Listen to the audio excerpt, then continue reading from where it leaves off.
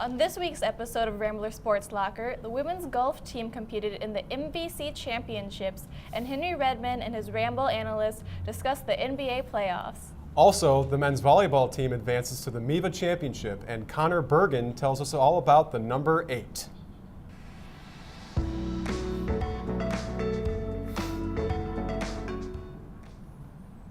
Welcome back to this week's episode of the Rambler Sports Locker. I'm Carina Anderson. And I'm Blaise Radosevic. The men's volleyball team is one win away from securing a berth in the NCAA men's volleyball tournament. The men's volleyball team began MIVA tournament play last Saturday, April 14th, and defeated the Lindenwood Lions 3-0.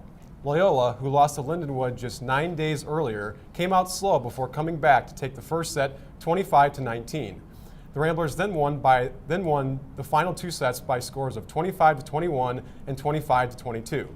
Senior Ricky Jevis led the Ramblers with 13 kills, while fellow senior Jeff Jendrick had 7 kills and 2 aces.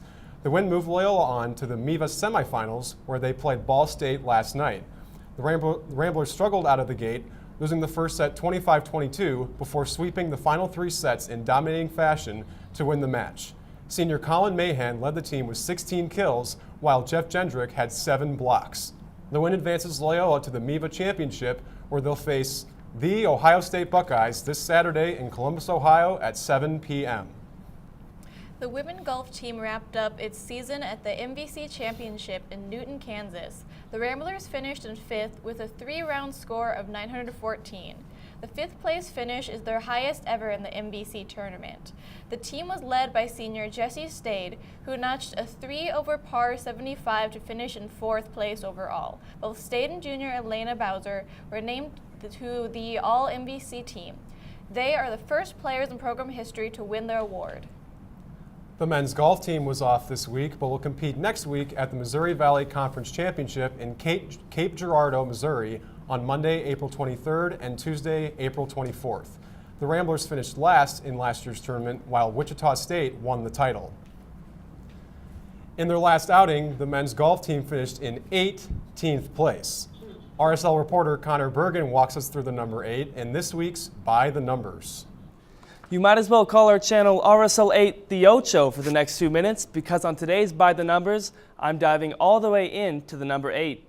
Starting us off, Loyola men's volleyball is slotted in the 8th spot of the latest AVCA poll, heading into their MIVA Conference Championship matchup against Ohio State Saturday, April 21st. The Ramblers entered the season ranked 13th in the poll and rose as high as 6th on multiple occasions throughout the season. Even with such a high ranking, though, in the world of collegiate volleyball, Loyola has no chance to rest easy. Only 6 teams make it into the national tournament, 2 of which receive at-large bids. So Loyola will have to take down the Buckeyes to guarantee a postseason spot, or sweat it out during the selection show and hope their name is called. Next up, the number 8 is also meaningful to the Chicago Bears. In this year's upcoming NFL Draft, April 26th through the 28th, the Bears possess the 8th overall pick.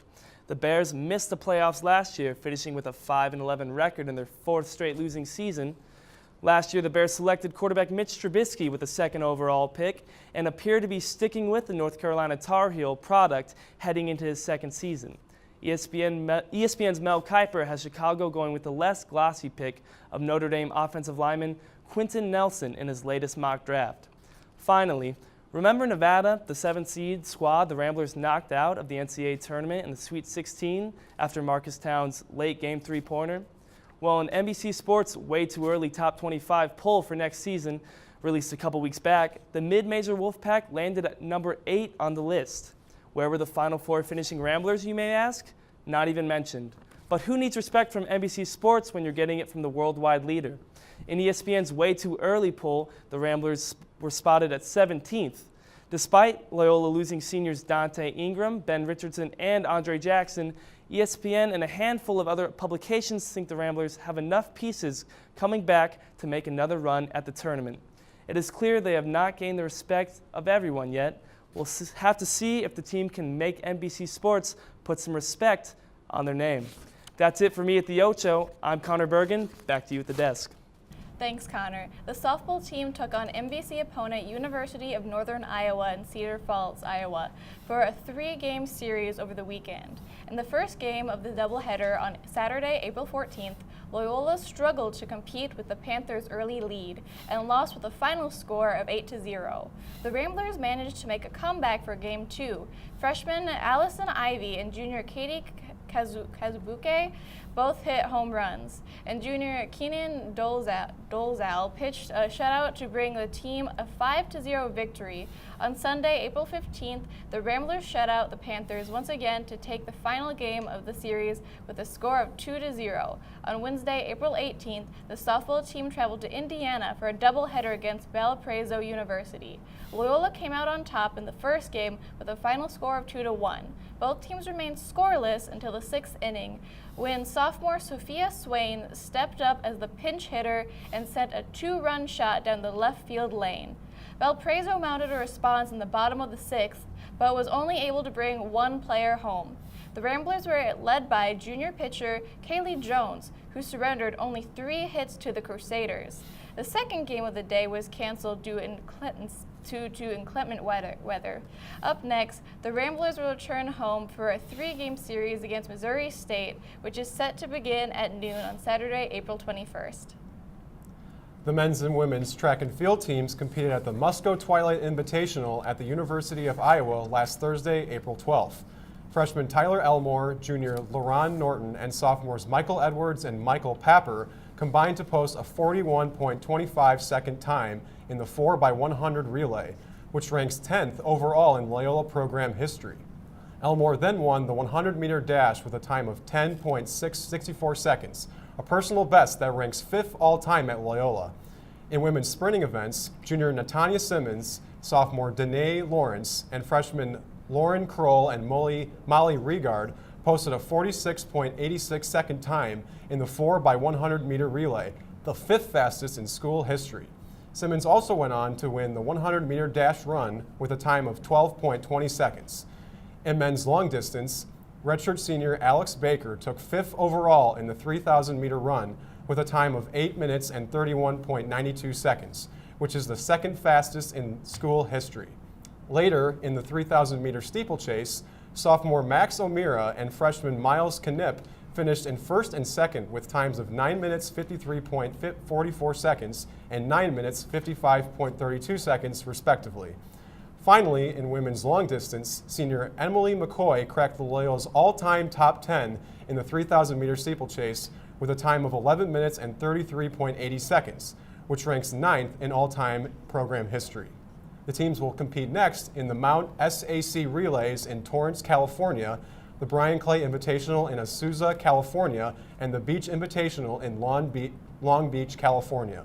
All 3 invitationals will take place from Thursday, April 19th through Saturday, April 21st. The NBA playoffs began last weekend with 8 teams from each conference battling for the NBA title. Henry Redmond and his Ramble analysts discussed the favorite to win the finals in this week's Ramble. Welcome to this week's Ramble. I'm Henry Redmond, joined today by Andy McDonald and Kelsey Fruit. Today, the 3 of us are going to try to put aside our Cavs biases and figure out who is actually going to win the NBA playoffs this year. Kelsey, who is taking it home? As much as I'd love to say the Cavs, I have got to go with the Houston Rockets for this year. James Harden and Chris Paul have been absolutely unstoppable this season. They're all healthy. They've been doing great all season. They're deep offensively and defensively. They've got everything they need to go all the way. Andy? Well, I still think the Cavs will win, even though from the area. I just think they always play their best basketball in the postseason, and they are completely healthy. And I mean, LeBron James, he's looking for his 8th straight NBA Finals. It's amazing, and he just had one of his best years in season 15. Oh. Kelsey, why do you think the Rockets can get past the Warriors, who have been to the past 3 finals? I think, the Warriors are definitely a strong team, but I mean, they are looking at if they make it, that's their 4th final in a row. No NBA team in history has been able to pull that off. I don't see that pattern changing anytime soon. And the Rockets have actually beat the Warriors already 2-1. So they have a formula. They've done it before. They can do it again. And Andy, the Cavs have had a crazy season with their locker room. Do you think they can really pull it together? I think they can because, like I said, the postseason, they just focus on basketball. They don't get distracted by Kardashians and other things. So I think they'll be prepared. And then Kelsey, why aren't the Cavs going to win? You know, as much as I love LeBron, he's getting old, he's getting tired. He has played every game this season. He hasn't had time to rest, he hasn't had time to heal, and he alone can't carry this team. He needs the rest of the team to back him up, and I just don't think he alone is enough to take him all the way. The Rockets are balanced across the board. The team has been able to properly take advantage of Harden's abilities because Paul has taken some of the pressure off of him. Like, they're deep, they're strong, and they're some of the best shooters in the league. So Why is she wrong? Why is she wrong? Well, what bothers me most about the Rockets is that Mike D'Antoni, their head coach, he has a history of having all these great teams and then just not doing well in the playoffs. Like, he's coached Kobe, Carmelo, he coached the Suns with Steve Nash, and they've all done well in the regular season. They get to the playoffs, and it's just like But a now the different Rockets team. have Chris Paul, who is he's one of the best playoff players in the league. It pains me to say this and growing up in Cleveland, but I just think the Rockets are too good. They finished the number one seed in the stronger Western Conference, so I'm going to have to go with Kelsey. You will be coming back again next week. That is it for this week's Ramble. If you want to get in the conversation, use the hashtag RSL Ramble. Back to you guys at the desk. Thanks, Henry. Well, I have to agree with Kelsey. What do you think, Blaise? I have to agree with Kelsey, too. The Rockets just have too much firepower.